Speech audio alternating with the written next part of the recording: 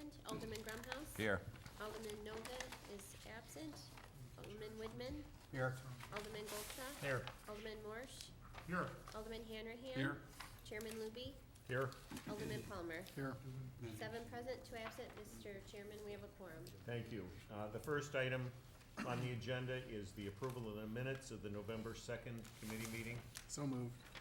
Second. Then a motion to approve and a second. All in favor, aye. Aye. Any opposed? Thank you. The next item is a report on Western Avenue improvements, the 2010 Stage 2 construction plan. Ramesh is going to handle that for us.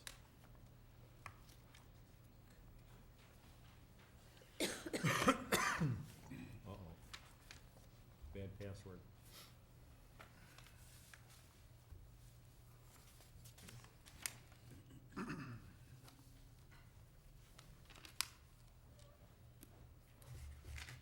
Good evening, Chairman Luby, members of the council. First of all, Happy New Year to you all, and let's hope 2010 brings us lots of happiness. As I said, like in Chicago, you know, they said 2 kinds of weather. There's winter and construction, so I get to talk about both of them today, but I'll start with the Western Avenue construction. As we recall, like this is like a 2-year project. We had stage 1 and stage 2. Stage 1 was done in 2009. From like April to October, and the limits were like from Laurel Avenue up to Westminster. In stage 2, we are gonna do from like Westminster going down south to Vine Avenue. For the most part, you know, the construction, what you'll see in stage 1, you won't see all that disturbance, but you know, there'll be still disturbance. Obviously, it's a construction project, but overall, the scope of the project is much less compared to what we did in stage 1. Some of the highlights for 2010, as I said, in 2009 we had like a lot of water main work and a lot of storm source on the side streets on like McKinley and Woodland. But in 2010, the major underground work will be the storm sewer installation. For the most part, it's between Deer Path and Market Square. That's the only major underground work. And there'll be other storm sewer work on Bank Lane and Forest Avenue. But for the most part, on Western Avenue, it's going to be between Deer Path and Market Square. The pavement's not going to be reconstructed like we did in stage 1. It's going to be a milling and resurfacing. Obviously, we can have new curb and gutter. There'll be new street lights on the east side. We don't have any street lights from Deer Path south to Vine, so we're going to add new street lights similar to the one on as we did on the north side. Special event, if you recall, we have an existing special event box in front of Chamber. That's like pretty much right in the front on the west side. We're gonna move that box away from, you know, pedestrians and motorists going on Western Avenue and move it on the southeast corner so that it's a little bit hidden. And we're gonna upgrade all those electrical right now. You know, we run power back and forth from Market Square along Western Avenue. So we're gonna upgrade all the electrical on the special event, and all that work is gonna be on the east side of Western. The traffic signals at Western Illinois are one of the first ones put in. It's old equipment, so since we are gonna, you know, tear up the street at the time, we are gonna upgrade those signal lights too. We're gonna replace all the signal lights, make it modernized to our current standards, get the detector loops, and make it, you know, function like a fully controlled intersection. And then we're gonna replace the sidewalk between Deer Path and Westminster and Deer Path. The sidewalks are vaulted sidewalks. So that means, you know, once there's a basement underneath the sidewalk. So that phase, we have to do it a little bit carefully between Deer Path and Westminster. So that will take some time. And also improve the crosswalk area. Right now, you know, we got crosswalks which are either striped or they're not marked properly. We are gonna, in the main core business area, we're gonna do it similar to what we got on on Market Square, the granite crosswalk. So we're gonna add granite crosswalks at Deer Path, Westminster, and by Market Square, replace all those because some of them are sinking right now. So this project will entail replacing all the existing granite crosswalks and make it all pretty much uniform crosswalks throughout the main core. The project tentatively scheduled to start March 1st, Monday, and we are planning to complete it by July 31st. Again, it's a 5-month project. Stage 1 was like a 7-month project. This is going to be a little bit shorter. As I said, not much work.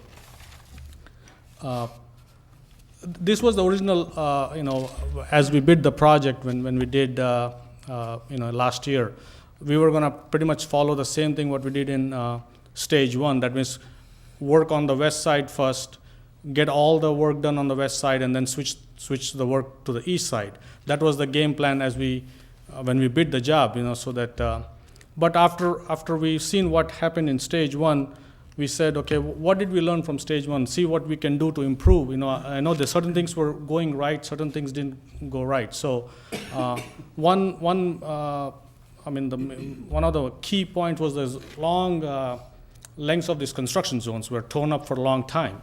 So we said, okay, let's try to limit those. Instead of tearing up from Deer Path, Westminster all the way to Wine on one side, let's try to limit those construction zones so that we can have better traffic movement and also provide, you know, the businesses more opportunity to be open and not have that much traffic congestion.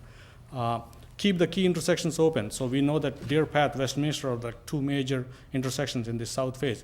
So try to make sure that for the duration of the project, one of these two intersections got to be open at all times, cannot close them even for lane.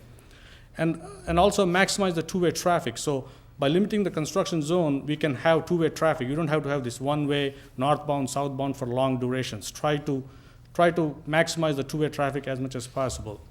And also the detour routes. I know that in stage one, we had a lot of residential neighborhood by Oakwood and Summit, so we didn't want to have traffic go through, so we directed everybody to go all the way west to Green Bay Road for a detour route. For stage two, we're gonna shorten that. We're gonna use McKinley rather than using Green Bay for our detour route. So that makes the pattern a little bit, you know, the detour route shorter and also less confusion for outside shoppers who want to shop in. And again, we're gonna continue to provide adequate signage, and then we'll install these shopping zone signs. We did that later in the phase on stage one, but this time we're gonna try to do it well ahead in advance so that everybody's aware of all this shopping. And again, I think the key, you know, as with any project, we stress that, you know, the residents' safety, the employees and the contractors' safety is utmost. You know, we cannot compromise on the safety. That's gonna be our number one goal, no matter what. So, after looking at what we did in 2009, we sat down with the contractor and the staff, and we said, this is what we, you know, the staff is gonna go as part of the recommendation plan for the stage two. We'll try to get all the work done between Westminster and Deer Path from March 1 to April 30th. So we're gonna start the work on the west side, get the storm sewer work done, get the sidewalks, street lights, get the vaulted sidewalks all done, and then we're gonna switch the work to the east side. Again, same thing, we're gonna do the street lights, special event, and upgrades. So during this phase, traffic on Western will be two-way between Deer Path and Wine, so we won't touch Deer Path and Wine. So people who want to come northbound onto Market Square or to the business district, the traffic will be open for them. There'll be no, the good thing by doing this way also, Market Square has a back door we call Bank Lane and Forest Avenue, so businesses going to Market Square does have another access point to come to. So this work again is scheduled to, you know, be done like March 1st to April 30th.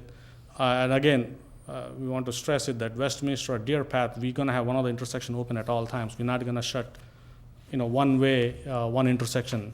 We'll try to keep one of them open for the duration. And the next, the phase will be from May 1st to July 31st is to get the work done between Deer Path and Wine. And again, we'll follow the same. We'll try to work on the west side, get the west side done first. During the first phase, when we do the west side, we'll try to, there's few parallel parking spots on the east side. We'll try to eliminate those and provide two-way traffic so that there's always, Western Avenue is two-way, so that you, again, we're trying to maximize the two-way traffic. We did notice that in stage one, so, but when we do on the east side, we have to, unfortunately, we can't do two-way traffic because there'll be bump outs and parking on the newly constructed west side. But we will keep the traffic one-way northbound. We want people to come in, so we'll keep the traffic one-way northbound. As I said, so, and whenever there's a one-way traffic, we'll try to keep it northbound for the duration of it. So that parking is gonna change along there, for example, in front of the real estate office to angle parking instead of parallel. Right. So that's gonna come out into the street Little bit on the right. same way. On the same way, right. But I think the key is to ensure two-way traffic as much as we can, you know, without, so that at least there is a constant traffic flow. What are we doing at the traffic signal at Illinois and Western? What, we just are replacing the signal heads. Are we putting turn lanes in or anything like that? No, or no, just- all the pattern, because of the limited size Okay, there, so yeah, it's everything just- stays the same. Just a new light. New light, but Crosswalk with loops, yeah. Will there be crosswalk lights? With the existing signal, There are no, none on the existing signal. Will there be on the new one? no. No. We'll try to, we can look into, see if we can add. Just wondering, I didn't. Yeah. No, right now, because again, it's not a heavily, I mean, it is a pedestrian Well, there's traffic, a lot but of not people that a lot use, of a lot people. of school kids go through there and down towards Gorton. And across, Illinois, but I just didn't know if you were gonna upgrade that far or not. Yeah, just on the Illinois and Western, we are gonna upgrade, but we can look into that, see if we can add it, because it's just a matter of adding another, signal head and providing a pedestrian, so that Right. can be added. We'll take a look at it. The good thing is we're gonna have detector loops, which we don't have right now, it's all timed, so that helps with the traffic flow, with this new signalize. And also the equipment's gonna be modern, so, because in future, they're saying that, they can come up with this wireless technology to detect the traffic rather than depending on the loops, you can have the wireless put on the signals so that it can detect and then activate the signal. So the technology, so we're gonna modernize the equipment, at least it's there for future upgrades if we have to do anything. Ramesh, I think the segmenting of the work in the 4 different pieces makes sense.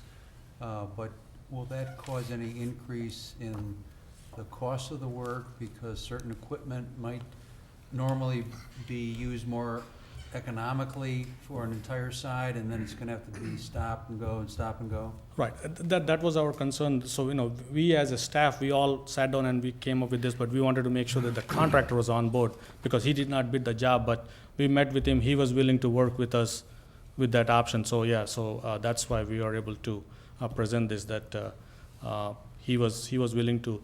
And also, we are still gonna use our MS facility as the staging, so it's gonna be a little bit longer drive for him. With the two-way traffic, if you recall in stage 1, we used to have the stockpiles on the street itself.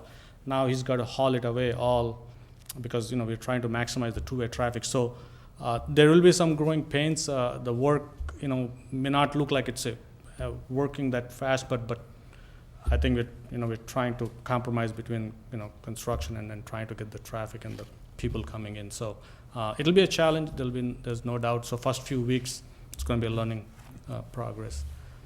Are you gonna put any electrical next to the trees headed south of Deer Path?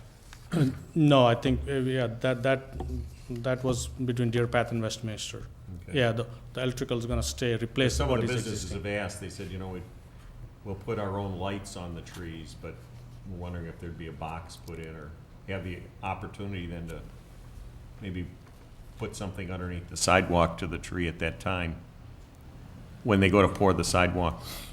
Oh, like you see, all the tree receptacles, the one we are doing are the ones right now which are within pretty much right within Correct. the island, yeah. Yeah, Can we add, we gotta provide the power too, to add any of the receptacles, we gotta keep it in such a, it's gotta be flush with the ground, and also, I'm not sure whether we can, they just had that question that you're gonna have the city streetlights changed, if they could just have a box or so, down there. It's a question that you can look at later I will. on, but sure, yeah. some of them said, Christmas kind of ends right there, and some of the people with the businesses are interested in putting lights in their trees, as we see in some of the other spots around town. And if Oh. there was a power box there, they had the opportunity when the sidewalks poured, even to have, line run into the, up to their business, that they could put something through, so it's not hanging across overhead, an extension cord. Just Yeah. a thought, this is the time to do it if you're going to. Right, that's exactly what we are doing. Westminster though either. Yeah, but the lights, that's the thing, the only thing right, the lights stop at Westminster. At Westminster. Right, So, but, some So of it'd the look a people, little odd if it was a little slanted down one side and not the other direction as well. from well, the it's just the square. thought that if if it's simple to do, it could be done Yeah, at this if- time. right. So you look into it, I just, sure, yeah, we'll ask that question, see if there's a possibility of adding any receptacles. Again, the only concern we have is the maintenance on those, because those have to be like, again, as I said before, flush in ground, and you gotta have a power cord. And even if they do run, even though we do provide a receptacle, they still have to run it to their businesses, and it's gonna be over the sidewalk. You know, again, one of the strip hazards, whether we want to Depending how increase- it's done, yeah. Right, Problem is, some of the trees are kind of small, so it'd be right across eye level. If it's a tall tree, they can put the line up high enough, but I'm Sure. just throwing that out. We can look at that later. We'll and- definitely, yeah, take a look at it. It's a simple not thing a, if to look at, yeah. Right. Yeah, again, for the most part, you know, we existing, you know, the pattern's gonna you know, it's gonna stay the same, especially south of a deer path. We're not changing most of the work. The outreach, again, we do have an open house. We already sent a letter to all the businesses saying that if they have to upgrade any of their sanitary sewer services or water services, this is the time to do it, so that, you know, we are tearing up the street, we're gonna, you know, resurface the street, so if you are upgrading, this is the time to do it. So we notified them. We do have an open house on February 4th at Gordon from 5:30 to 7:30 to go over this plan. So, plus, like we did in stage one, we are gonna walk the businesses. We did that in stage one. We're gonna continue to, we'll do the same in stage two, walk to these businesses, present this plan, and let them know about, you know, what are the changes coming, and electronic communication every Friday. All the businesses who have an email list with the chamber or with Susan Kelsey will get an update on what work has been done and what's gonna be done and the traffic patterns. So we're gonna continue to do that outreach. Business updates and the Lake Forest newsletter, cable TV will continue to provide that outreach program. Again, the dialogue. And last year, Chamber wanted us to give some presentations. We did that, so we're gonna open up again to the Chamber if they want us to, you know, talk to them regarding the construction and impact and all. Again, it's gonna be open for everybody. And we're gonna, you know, continue to mail if there's any major changes or something, we'll do the mailing, you know, the traditional way of mailing the letters. So, again, you know, we're looking forward to, you know, wrapping this project. It's gonna be still a challenge. You know, we just hope we'll get the cooperation we got in 2009, and we'll wrap it up by Lake Forest Day. Good, thank you very much. Ramesh, I have one question, just from the stage one or phase one, that I've heard from some of the Laurel people and Crystal Point.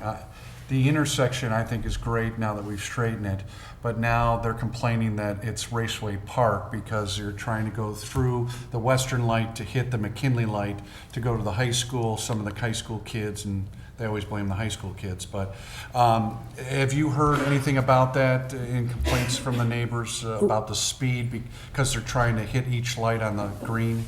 Right, I think we did hear in the early part of it where we were trying to coordinate the signals. So then we tweaked the signal timing because initially that was the complaint that they were either trying to race it or they were waiting for too long. So what we did was only during the morning rush hour from like 7 to 8:30 we coordinated signals. We reduced the coordinated time so that it's not 3 hour like it used to be. And then in the evening rush hour we made it from 3 to 5, we made it the coordinated. Rest of our time it's gonna act as a 2 separate intersection. And once you get into the detector loops, and it's gonna activate the signal. So in the last few weeks we didn't hear, but we got a lot of complaints, few complaints early in the process, and then we tweaked the signals. So finally we tweaked to obviously, you know, we can still tweak it, but for the most part I talked to our streets foreman recently. So far he had not heard, but those, yeah. It was, before, so Yeah. it could be fine now. It's just people that are walkers, and they're obviously not walking in this cold as much, but, and some people going to the train to go to work. We're just complaining about it. Yeah, right, we did tweak it. I'm trying to remember, like this, end of November, before Thanksgiving, we tweaked one, and again, we And it tweaked might in be December fine. 1st Okay, week, so. thank you for addressing. Thank you very much. Ramesh, I have a question as well. We have a few more residents in the Market Square area than we did, and I heard you have a lot of reach out to the businesses. Can we make sure we reach out to the residents? Oh, yeah, right, all the businesses on Bank Lane, Market Square, and Right. Forest Avenue. Because we have a lot more people living in that area. Yeah, sure, yeah. Good. Okay, let's move on, and a discussion on truck licensing fees. Ken, are you handling that one? Yeah. This is a new fee that we're proposing. Along with weather and drainage, loads have a major impact on the pavement life and deterioration, and especially trucks. They're probably the major factor in destroying pavements due to loads. And what we're trying to do is recoup the cost of that lost serviceability due to the intense trucking activity that's associated with construction projects. To give you a little illustration here, this is a typical pavement deterioration curve. Pavements start off very good, and they usually have about a 20-year life to them, typically. But with that intense trucking activity, that life could be shortened by days, months, or years, and that fee would be based on that lost increment of serviceability. This graph just gives you an idea of the difference between the different types of vehicles and the loads they put on pavements. We're concerned with trucks, and just to give you a comparison towards cars, about 2,000 car trips equal one semi-load trip as far as exerting load on pavements. The fee would be applied mainly to major construction projects like subdivisions where there's mass grading work, utility, infrastructure work, or ravines, bluffs, coastal restoration projects where they bring a lot of fill-in or large boulders.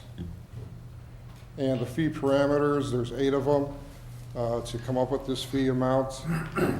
The first 4 are based on traffic, and the bottom 4 are based on the pavement themselves. And I thought I'd go through an example of a fictitious project. This project would be a ravine project, restoration project here at Sheridan and Wesley. And the truck route would be Wesley to 41. 41 would not be involved in this because it's a state route. And this is our spreadsheet that we would be using. I hope we can make it out, but Wesley's the road. And then we'd be looking at the truck trips and then converting those to passenger vehicle trips, and then comparing that to the average daily traffic of the roadway, and then you get the lost days of service life. And eventually you would come up with the percentage loss in that in the service life of that pavement over 20 years. And then you use the pavement cost times that percentage to get your fee. In this case, it'd be about $3,500. Does anybody else do this? Seems kind of complicated. I mean, I understand the fee and I understand the loss, and maybe 2 things. One is we're setting a pretty long length of time on our roads is 20 years, because I think we've been discussing here that they're not lasting that long to begin with. And the second thing is it's kind of a long process for each one to go through. But are there other towns, or where did this come from? We actually put this together. I'm not sure of any towns that really do this. I did a little research. There's flat fees usually associated with construction, like $500 or $1,000. But we wanted to get more of an accurate fee, or just base it on that lost serviceability life. So this would be for construction projects only, right? I mean, we wouldn't charge Jewel for the 18-wheeler that they bring in 2 or 3 times a day and go on our streets? No, this would be private construction projects. Okay, and why the difference between Jewel bringing in their massive truck down Deer Path every day, or multiple trucks every day? And Well, our roads are designed for a certain percentage of truck traffic. What we're trying to do here is look at the intense activity associated with construction project, the trucking activity. And when we do a big project like Western Avenue, are we gonna charge ourselves? No. Okay, so it's gonna be private construction projects. Now, when someone does a house, do they really bring that much stuff in? Well, we're not looking at houses at this time. We're looking at like subdivision work, or what we do get from a lot of time are the bluff and coastal restoration projects. They don't want to bring their fill-in from the barges. They'd rather use our roads. And we noticed the roads deteriorating in those areas.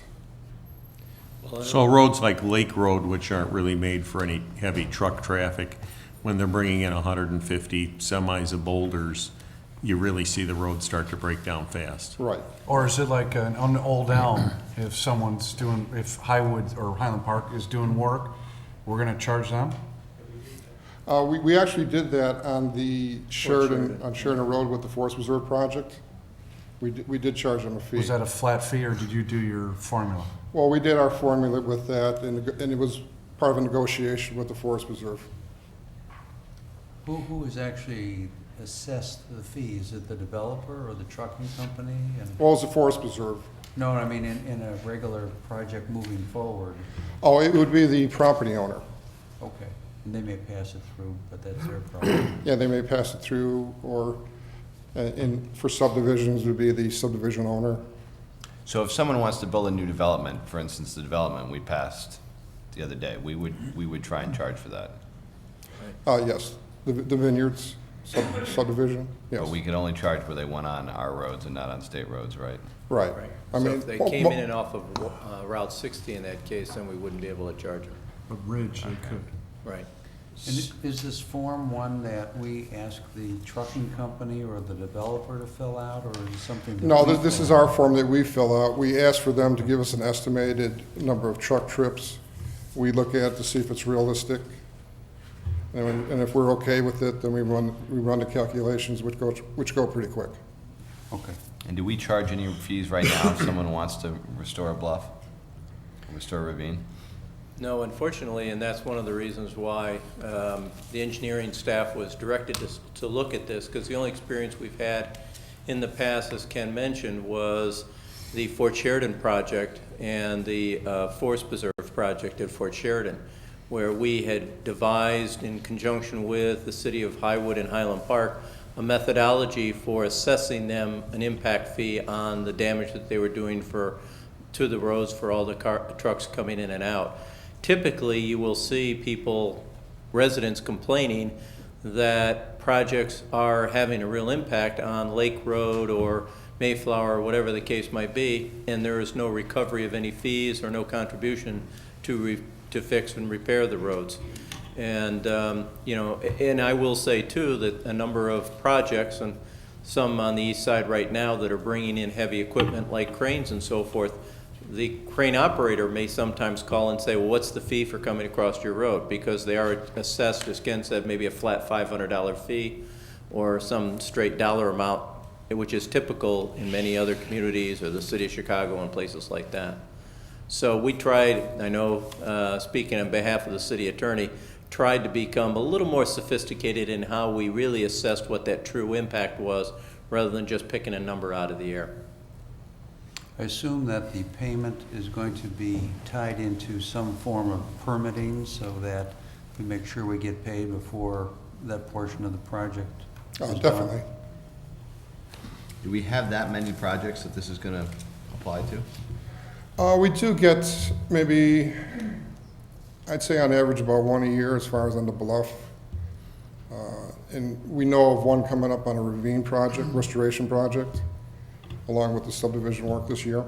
And is that $3,500 an accurate number, or would it be a lot more than that? It could be more because of the, where the ravine is located. In this case, it's located on Illinois Road, so there'd be more streets involved, city-owned streets. Roads are sensitive to frost heaving. Some states actually withhold permission to drive on them when the frost is coming out of the ground. Is that a factor in our roads, and is that something we should be looking at? Well, the work that we're seeing as far as the restoration occurs in the summertime mainly. But just in general as policy, because you get load limits in Wisconsin, say, when the frost is coming out, because they found that those heavy trucks, as you were speaking of, just absolutely demolish the road when frost is coming out of the ground.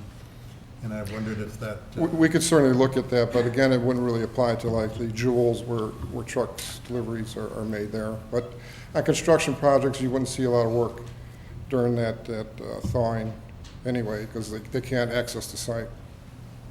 And we wouldn't charge the jeweler's place, not to pick on the jewel, but Because, I mean, Well, throw in, and there's a also certain- throw in Walgreens and some of the other businesses that are having those big trucks. I think David's point's well taken. Are we looking at that too, in terms Well, of we're redoing this beautiful Western Avenue, and we've got, 10, 15, trips a day or whatever it is? of Just- big 18-wheel trucks. Just to defend them, though, they are giving us sales tax. That's true. So they are True. giving us something True. back, so. But just to give you a little background, the roads are designed for passenger vehicles and trucks, a certain percentage. What we were trying to capture is that intense use over and above what they're designed for. So these roads are designed for those deliveries. For example, in this picture, which is fictitious development, but Barra's right there, just happens to be right at that spot, they would be working year-round, probably hauling in brick and other materials as well as gravels, which would be a very heavy use for that section of road, Right. when and if fictitiously it ever takes place. So, I mean, I do think that's a good example, but. If I- I might jump in for a moment, certainly there is the ability to expand this to cover trucks over any certain size, and that might include deliveries that go to the various commercial establishments. I think in discussing this with staff, a couple things were foremost in reviewing this. One was, what is the easy way of implementing this? Two is where are the real problems? I think what Ken was focusing on is that, we already developed the roads with an anticipated type of use already incorporated into that design. It's when we do have these concentrated intense use from construction, which are not as easily anticipated and therefore do have some potential additional effect on the roads. Similarly, those are the types of projects that give us a better opportunity to actually implement this, because there is a distinct point where they need to get permits from us, and that's when we can evaluate this. So it is a matter of both practical application and the implementation, as well as a means of trying to identify those which are above and beyond what we can generally anticipate and plan for. And where does this go from here? We're putting the ordinance together at this time, and we're considering. This was, I think, more in anticipation Just of a what's going learning. to be coming up Right, at right. I believe, the 19th Well, meeting. unless you had a very strong position to Well- the idea, then we wouldn't prepare the ordinance, but this is something staff and the city attorney have been looking on. Again, it also is somewhat consistent with direction from the city council of identifying revenue sources to help offset some of these costs, capital costs that we have in our budget. But if there's a strong feeling from the council that we don't want to move in this direction, then we'll cease further discussion and put it away. But if And- the council indicates an interest, then the city attorney and city engineer will prepare something and bring it to a future council meeting. And Vic, it's not arbitrary here that we're going after the people who are doing this and not going after the developers or not going after the No, stores or. What you're talking about is an equal protection type of concern. We're not looking at this as any kind of invidious discrimination of a particular type of class. This is just a matter of choosing some rather than others to do. And when we're talking about that level of equal protection, we're allowed to make distinctions of that nature. It seems to me very much like an impact fee. I mean, except for certain services, it's Well, we're an item of not hardware. discussing it in the context of an impact fee, because there are different standards that apply when we're dealing with it. But it does try to I'm not saying address the we same should do types it of that way, I'm concern. just saying there's an impact. In a general sense, there's an impact. It's Yeah. on a piece of infrastructure as opposed to, services and so on. Yeah. And we assess those on developments also, so I don't see that this is really that much of a leap from what we're already doing. The only thing I'd like to see is make sure that if the money is for the roads, that it go into the road fund specifically to fix roads. Definitely. Okay. Just have a few more thoughts and questions, and I'm kind of disturbed because it's a very undefined, at least in my mind, tax potential. Are we classifying streets, or do we have certain classifications? Because, for instance, if someone was doing a project on Waukegan Road or Green Bay Road, they're state routes, would they be exempt from this entirely? Yeah, the state routes are exempt. Most of the routes that, in town are city-owned. Okay. We did take over jurisdiction of Wesley and Sheridan, and Green Bay. The state routes are really 41, 43, and 60. For the streets that are being used, though, and again, if we're enacting a tax base on usage, is there a question of the mileage? Well, usually in building permits, we have a routing or suggested routing for Right. construction traffics. Do we gauge the tax itself on the number of miles or distance Right, for truck usage? Yeah, if you go back to the,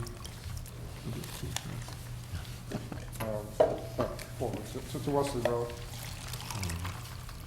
The fee would actually go up if the work was further east of this location, because you'd be using more roads.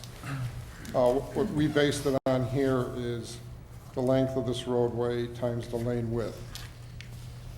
And then we got our square yardages, and then we have current costs at this time that we're seeing is about $24 a square yard. And then we times that by the loss of serviceability life. And that's how we came up with the fee. And the major question is, how do we police it? The Well, weight of the trucks? Well, we're permitting the work that's going on with our watershed development ordinance or permits, any mass grading work. Anyway, so we're aware of these projects. Again, we're concentrating on more of the more intense uses. Yeah, it just seems very difficult. Again, if there's certain weights that are projected, how could you really police to make sure that the trucks aren't having greater weight or less weight on return? Well, the weight issue's dealt with by the police department, Okay, is for the weight load on the roads. They're the ones who enforce that. But from the standpoint of the project, Ken's gonna know what goes into it or how many cubic feet are moved, so he's gonna know how much fits in the trucks. And with a simple formula, he's gonna know how many trucks are gonna be on the road. Just like when we did the beach and brought the sand in, we knew it was 750 semis over, so many per day, whatever. So the engineering department's gonna know all that in advance when they get their permit to do the project. We're just not gonna take their word for it on the truck trips. We're actually, we know the scope of the work and how many trucks would be involved. a question that might be better put to Vic is, aren't we being kind of arbitrary on the type of usages that we're taxing instead of trucks as a whole? We're singling out specific purposes and not truck traffic as a whole. I don't think we have any constitutional problems in terms of selecting some rather than others. The question is whether, as a policy matter, the council would want to have this apply in every instance. Again, when we had the discussions at the staff level, the concern in part was trying to focus on implementation. And again, it's a hard point of enforcement if either we have to have somebody out there literally looking for and checking out each truck, versus when it's for a particular project and we, as scientific as the formula may seem, it's still going to sometimes be over, sometimes be under what it's actually going to be. We're not going to be able to have the police presence to monitor every single truck that comes in. But knowing the scope of a project, knowing the capacity of trucks and the type of routing that would be incorporated into any kind of permit, we can have a rough hewn estimate of what the impact is going to be, and we would have a measurement, as was illustrated, of how we're going to assess a fee for that effect on our roadways. Could we do it more broadly? We could. The question is, at what point does the attempt to implement it become both more troublesome and more expensive than it's worth? And I think that's kind of the cut that at the staff level, when we talked about this, we thought, let's do it where we can do it effectively and without all sorts of new policing effort. And this was where we thought was the place to land. And just dumb question, and then I'll let it go, but as far as paying the fee, would it be the truck company that would pay it, or the person applying for the permit? It would be they pay tied, for it? it would be tied to the permit, just as with our, our various building permit aspects, we don't have the electrical contractor pay for the electrical part of the fee, and the plumbing contractor pay for that is all part of the basic fee. How it's apportioned within the contractual relationships of the developer and the contractors is really for them to decide. Okay, but violations, would a violation then be paid by the homeowner or the trucking company? The property owner. Property Well, And there won't be I a think- violation because it'll be negotiated ahead of time. Yeah, I mean, I think the way that we would set that up is that if there is a truck route for a project, for our hypothetical, if there's a truck route that says you have to go straight down Wesley Road from 41, and they decide, well, instead we're going to go down Elm and then we're going to, go up Green Bay to Western and start snaking around, I think at that point, we would probably be ticketing the truck because of that. But, we will have in the permit both what the route's going to be, and based on that presumed route, it's going to be the responsibility of the, to avoid the, again, well, it's gonna be the responsibility of the permittee to pay the permit fee.